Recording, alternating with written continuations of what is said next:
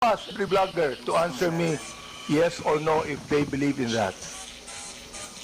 Mr. Chair, can I be recognized?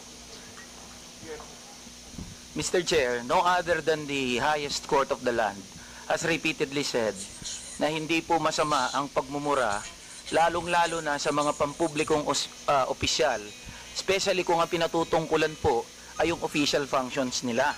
Not the person, but their official functions, Mr. Chair.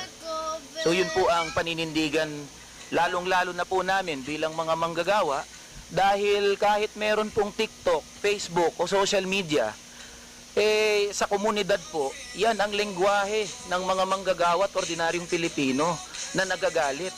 Hindi po kasalanan ng mga vlogger o ng mga gumagamit ng Facebook, TikTok, X o kung ano pa mang social media platforms kung bakit merong ganito na mga pagmumura o profanities. Ito po ay lengguwahe ng mga manggagawa at ordinaryong Pilipino